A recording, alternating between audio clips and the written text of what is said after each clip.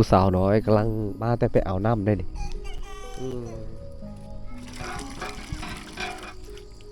ไล่เป็นโลก็เกือบเบืองหนึงหา6 โลได้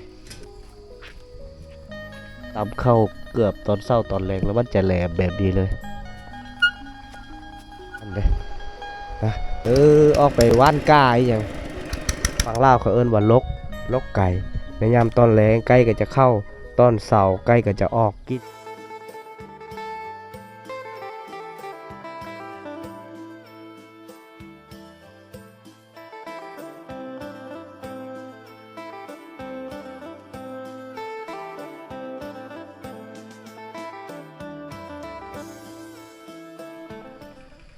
ยามตอนเช้าทุกคนเลยเอาสบายดีทุกคนและการสบายดีพ่อแม่พี่น้องทุกคนเด้อที่กำลังติดตามและรับชมวิดีโอบ่าวเคบ้านป่าทุกคนเลยตอนนี้บ่าวเคมาอยู่ที่หมู่บ้านชนบทแห่งหนึ่งในยามตอนเช้านะจะได้พาทุกคนไปเที่ยวชมในยามตอนเช้าว่าเขาเจ้าอยู่เขตนี้นะเขาเจ้าได้เฮ็ดอีหยังแน่ชาวบ้านอยู่เขตนี้ทุกคนเลยมาอยู่จุดนี้ทุกคนเลยอันนี้คือแคมป์บ้านหรือว่านอกบ้านน่าจะเขาเบิ่งคอกแบ่ได้อยู่เขตนี้นะเขาเจ้าจะเฮ็ดคอกแบ่แบบนี้เลยแต่ว่าสมองนี้นะเขาเจ้ายังบ่ทันได้ปล่อยนะยังบ่ทันได้ฮอดสมองเขาเจ้าปล่อยเด้หลักๆสัตว์เลี้ยงของเขาเจ้าอยู่เขตนี้ก็มีแต่นี่แหละแบ่นั่นแหละหรือว่าฝั่งไทยเอิ้นว่าแพะได้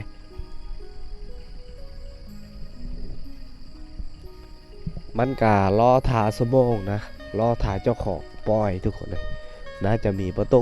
เลยเด้มันน่าจะแม่นจุดนี้คือประตูเลยนะสี่โต5 โตยังนี่แหละทุกคนเลยนี่ตัวนี้มันน่าจะแม่นจะออกแต่เสาเลยพากันน่าจะกินหญ้าแบบนี้เลยขึ้นต้นไม้ก็เป็นสำหรับสัตว์เลี้ยงเข็บสัตว์เลี้ยงประเภทนี้นะ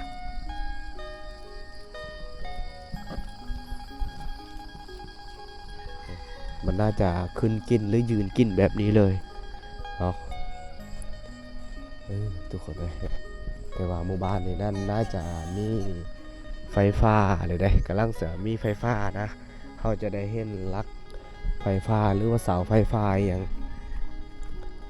โอ้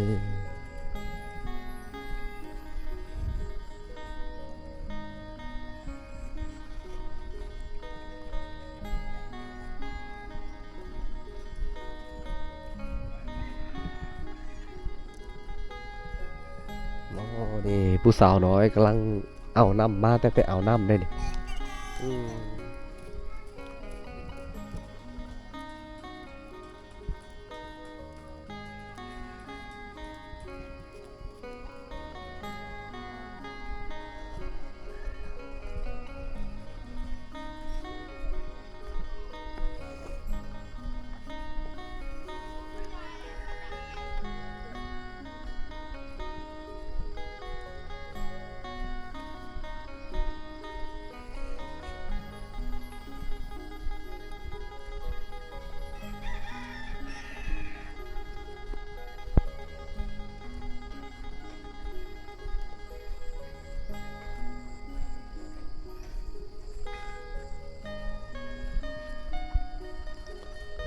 น่าจะแบนเล่าเข้าตัวเดียวพื้นที่เก็บข้าวของชาวบ้านแต่ว่าตอนนี้นะเขาเจ้าก็บ่ได้ใช้งานแล้วเด้มันเป็นเล่าเข้าดังเดิมเขาเจ้าเฮ็ดขางสอดแบบนี้หาเบิ่งยากคือกันได้เล่าเข้าแบบนี้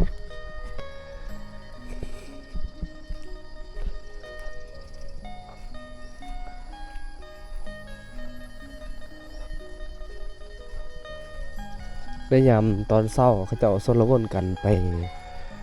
ล้างหน้าล้างหยังช่วงนี้อยากได้ดนตรีอันนี้เสิร์ฟล้างหน้าแล้วเอาน้ำเอาหยังอยู่จุดนี้แหละเป็นจุดเอาน้ำของหมู่บ้านนี้ทุกคนเลย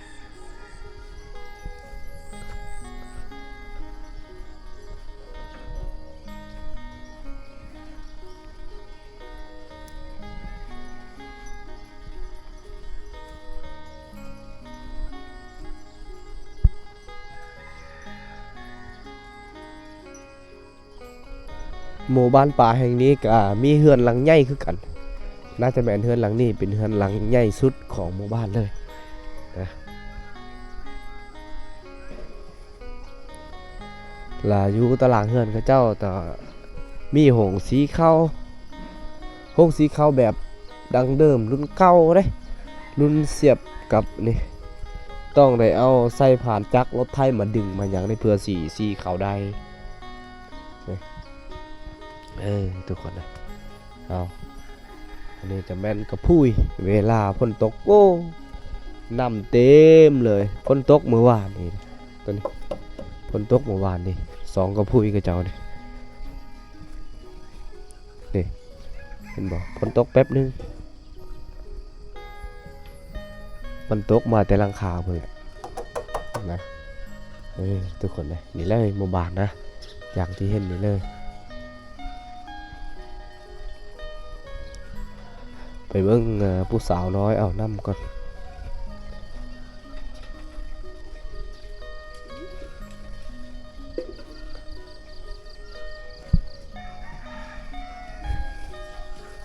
ในยามตอนเศร้าถ้าว่าตื่นแต่เศร้าคือสิหลายกว่านี้คนนะมาเบิ่งผู้สาวน้อยเอาน้ำก่อนแต่เด้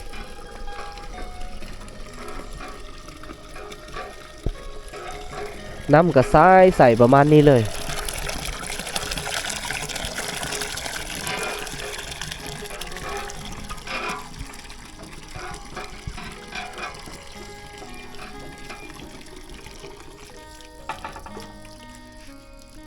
อัมเบรจูเนี่ย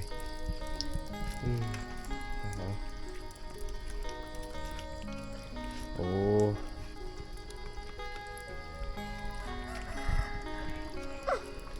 ถ้าไรเป็นโลก็เกือบเบืองนึง5-6 โลเลยรวมๆก็เกือบ10 ปลายโลเลย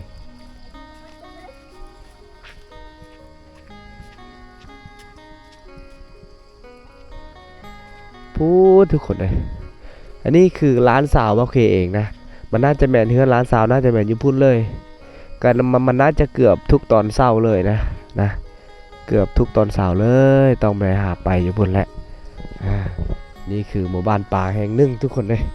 นะที่ยังบ่ทันได้มีไฟฟ้ายังแต่ตอนนี้ไฟฟ้ากับมันจะเริ่มเข้านะมันจะเริ่มเข้าเริ่มยังแล้วนะเขาจะได้เห็นลักไฟแล้วหมู่บ้านนี้นะนี่คือลักไฟหรือว่าเสาไฟนั่นแหละ เสาไฟฟ้าอันนี้มันเสา8 เมตรเสาต่ำเสาสูงนะเขาเจ้าเฮ็ดแบบสุดขาหม้อแปลงอยู่จุดนั้นเลยนี่เป็นบอนเขาเจ้าตำเข้าพื้นที่ตำเข้าบริเวณตำเข้าอย่างนะ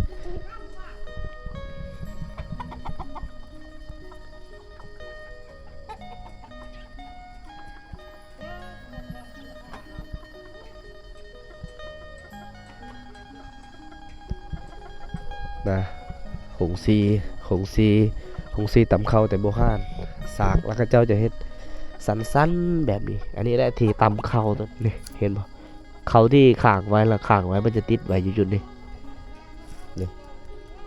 สากมันแล้วก็เจ้าจะเฮ็ดสั้นๆแบบนี้เลยคือกันกับตัวนี้เลยนี่คือเจ้าตำเข้าเกือบตอนเช้าตอนแรงแล้วมันจะแหลมแบบนี้เลยนะ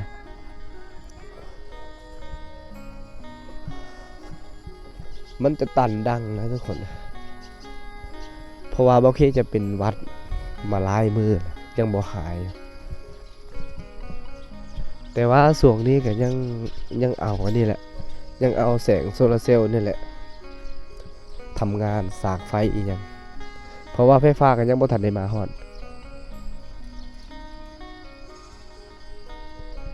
2 แผ่นเลยกำลังทำงานเลยนะ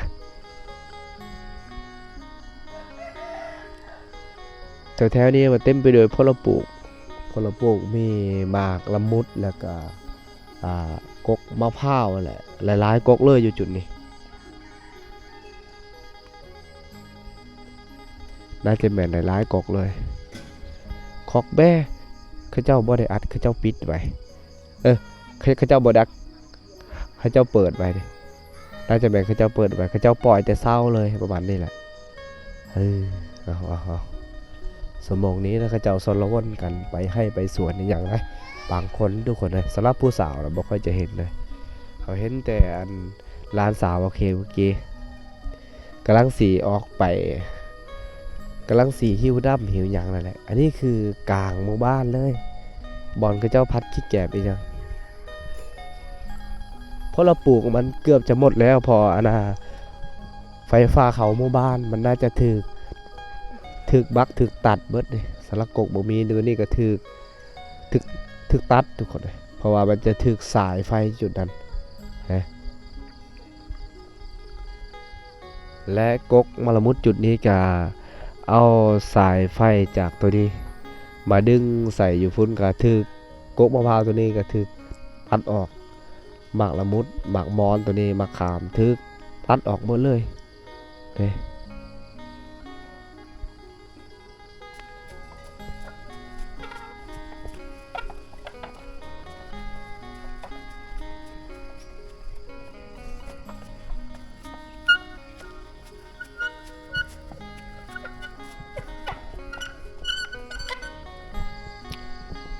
อยู่จุดนี้ก็เต็มไปด้วยผลปลูกเลยแถวนี้นะมันเป็นเดินบ้านนี่ยังไงถ้าว่าส่วงฤดูเลี้ยงควายเลี้ยงงัวเลี้ยงควายยังก็มันจะสบายงัวควายน่าจะกินอยู่แถวนี้แหละนะทุกคนเลยนี่เต็มไปด้วยกกมะพร้าวอีกอย่างเลยอันนี้คือกกมะม่วงที่ใหญ่สุดอยู่ในหมู่บ้านเลยตัวนี้นะนี่จะแม่นเปลือกมะพร้าวที่กระเจ้าเอาลงจากกกตัวนี้แหละนี่และหรือว่ากกตัวนี้แหละกระเจ้าเอาลงจากนี่แหละกระเจ้ามานั่งกินน่าจะแม่นจุวัยรุ่นกระเจ้ามาสื่อกินได้ตัวนี้มันเป็นเดินบานเดินเลี้ยงงัวเลี้ยงควายน่าจะแม่นจุดนี้เลยนะถ้ายามฝนตกแถวๆน้องนี่อาจจะเต็มไปด้วยน้ำนี่แถวน้องจุดนี้นะเต็มไปด้วยน้ำมันเลยในช่วงนั้นนะช่วงฤดูฝนน้ำโคตรเต็มเลยแต่ในระหว่างว่างนี่ก็จะมีน้ำมีกกมะพร้าวลายแต่ว่าช่วงที่มันสีเข้าสู่ช่วงฤดูฝนมันจะเริ่มเปียกเริ่มสุ่งมีอย่างจุดนี้เริ่มเลยเห็นบ่ดินก็มันจะออกเป็นสีเขียวแบบนี้เลยจะออกเป็นสีเขียวแบบนี้เลยสลับกกไม้ใบหญ้าก็มันจะเริ่มเป็นสีเขียวแล้วได้ก็เนื่องจากว่าช่วงฤดูฝนแต่ว่าปีนี้เป็นปีที่แรงที่สุดเลยตามที่เห็นกระเจ้าได้ลงเฟซโพสเฟซอีก3 เดือนในประเทศลาวฝนบ่มีฝนเลยนะ3 เดือนพฤษภาและก็มิถุนากรกฎบ่ได้เห็นฝนเลย3 เดือนติดก็ถือว่าเฮาที่เฮ็ดหน้าเฮ็ดสวนก็แล้วทุกคนเลยเบิดฤดูนั้นกันแล้วเลยแต่ว่าตอนนี้เบาเคได้หวานกาเลยหวานแต่มือนั้นช่วงนี้กามันน่าจะออกเลยอันนี้คือจุดชมวิวของหมู่บ้านเลยนะถ้าว่าเขามาหมู่บ้านก็บ่ได้ผ่านจุดนี้เลยนะนี่เบาแต่ว่าเสียดายที่น้ำมันจะคุ้นๆแบบนี้นี่คุ้นไปพุ่นเลยทุกคนเลยถ้าว่าควางแห่คือสีอันนั้นเลยนะถ้าว่าเลาะควางแห่ตัวนี้คือสีคักโอ้มีขวัญไฟเลยผู้ยับออกขามไปนิดนึงก็จะเจอแขมทางออกเมืองเลยนะเสียงนำแก่งไล่คักเลยปา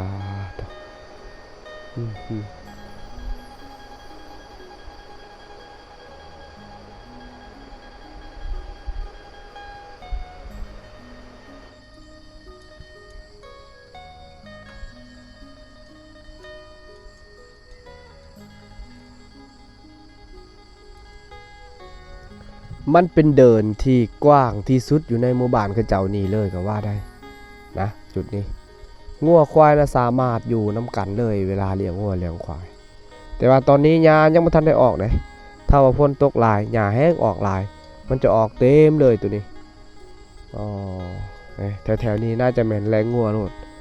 นะมันก็สิเริ่มเข้าสู่ขั้นตอนการเลี้ยงงัวเลี้ยงควายแล้วได้ ยังบ่ด้นทุกคนเลยพระเจ้าได้ซักเขาให้เขาหน้าแล้วเลี้ยงเลยบาดนี้นะถ้าว่าช่วงฝนตกลิ้นตกหยังน้ำอังเต็มเลยแถวนี้เห็นบ่มันน่าจะงามแบบนี้เลยเด้มีกกไม้ใหญ่กกหนึ่ง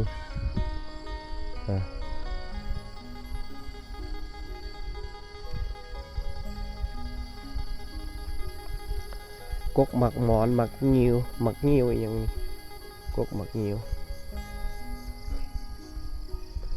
ลักเขาจะบ่ได้พลาดสายตากับการเห็นก็คือกกมะข้าม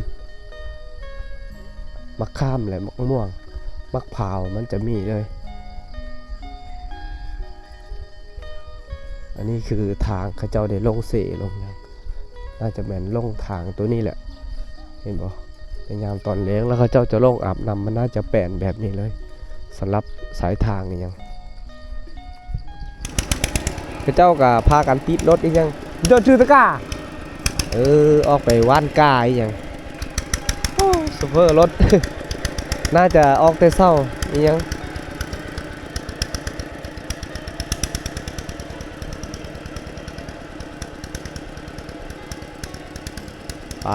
น่าจะไปพุ่นเลย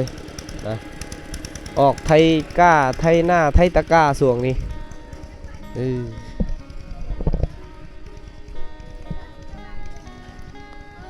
บอลสัญญาณอินเทอร์เน็ตแล้วเขาเจ้าน่าจะลิ้นอยู่จุดนี้ทุกคนเลยตอนนี้เวลาน่าจะ8 โมงนะ8 โมงทุกคนเลยตอนนี้เบาเคกำลังย่างไปตามหมู่บ้านนี่แหละ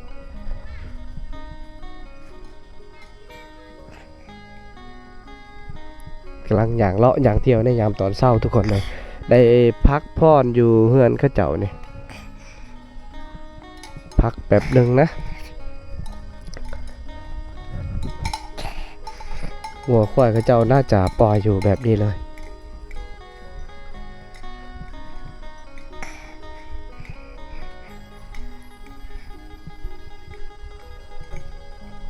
มันต้องมีกกมะพร้าวอีกอย่างเลย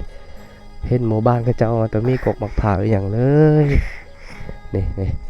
นี่น่าจะแม่นดอกส่วงนี้นะมันกำลังเป็นดอกเลย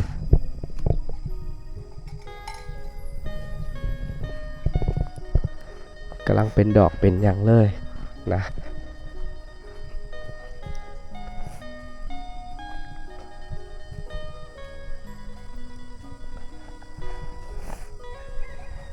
ทุกคนเลยมาเบิ่งอันนี้คือ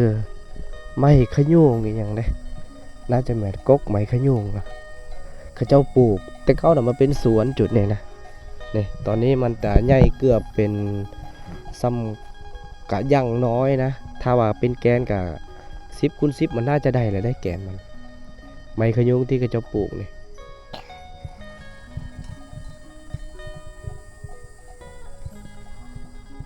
เขาเจ้ามาลกเอาเบี้ยมันเต็มผู้และก็สามารถปลูกแบบนี้เลย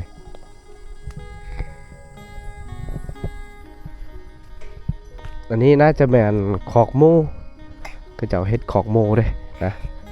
ในช่วงฤดูเข้าให้เข้านามันจะเริ่มเป็นหมากแล้วก็เจ้าน่าจะคั่งสำหรับสัตว์เลี้ยงบอกว่าสิเป็นหมูนั่นแหละ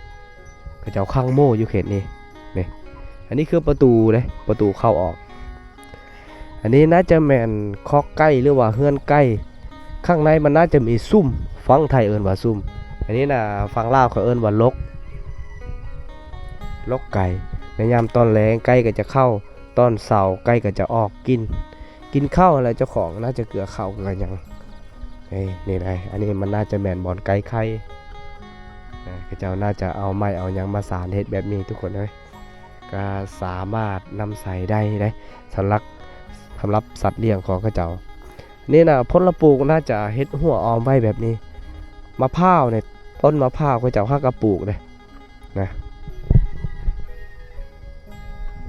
มันก็เกือบเป็น5-6 ปีเพื่อจะได้กินหมากกว่าทุกคนเลยเป็นแม้และ5-6 ปีเลยอย่างน้อยก็5-6 ปีเพื่อจะได้กินหมาก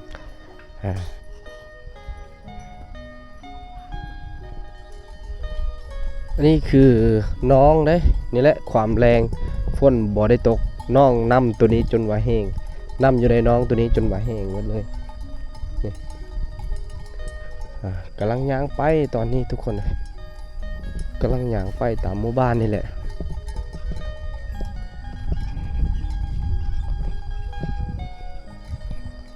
โอ้เฮือนกาจะน้าเป็นสะอาดแบบนี้เลยเฮือนอยู่ในหมู่บ้านก็จะนะหมู่บ้านบาเคนี่แหละทุกคนเลยอะเจาะเลยป่ะอายเพิ่นได้ทาสีปองเยี่ยมบานปองเยี่ยมโอ้ซีนเทอร์สเล็กบอลได้ป่ะโอ้โอ้โอ้โอ้โอ้กำลังทาสีแบบนี้เลย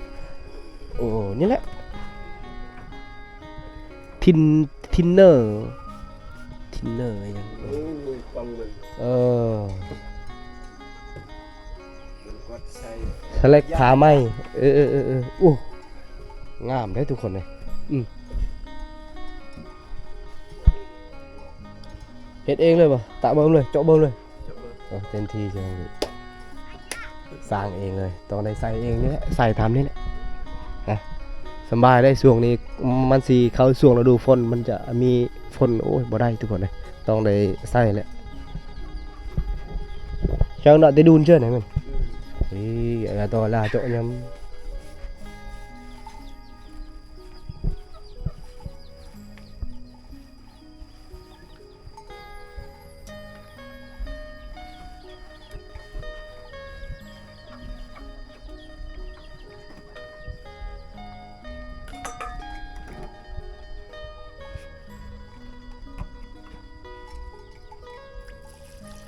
oh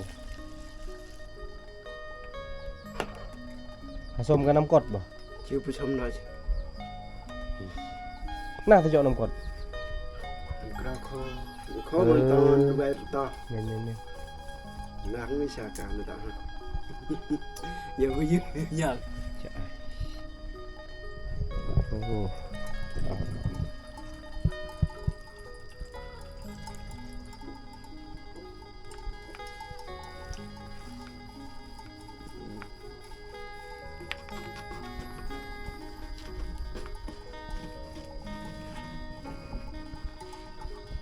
ย่างเข้าไปเบื้องอยู่เหือนกระเจ้านี่ก่อนนะนี่แหละทุกคนเลยไฟกับกำลังสีเข้าหมู่บ้านที่ยังบ่ทันได้มีไฟฟ้าอย่างเลยสวงนี่กระเจ้าจะสากแบตเตอรี่ไว้นี่สากหม้อไฟแบตเตอรี่แหละต้องได้ใส่แสงโซลาร์เซลล์นี่กระเจ้าจะ2แผ่นกระเจ้าจะต่อลิดกระเจ้าจะต่อติดกันแบบนี้อันนี้น่าจะเป็นฟืนที่เขาเจ้าเอามาแต่ให้แต่สวนในอย่างไรนะเขาเจ้าจะปลูกหอมบัวแบบนี้เลยนี่สูงก็เกือบเม็ดปลายเลยนะความสูงเกือบเม็ดปลายเลยตอนนี้หอมบัวกำลังเป็นเลยเขาเจ้าน่าจะฮอตตอนเช้าตอนแรงเอาอันนี้เป็นเดินอีกจุดหนึ่งของหมู่บ้านบอกให้ทุกคนได้เบิ่งนะอีกจุดหนึ่งเลยจุดนี้ย้ำเลี้ยงวัวเลี้ยงควายกันน่าจะสบายเลยนี่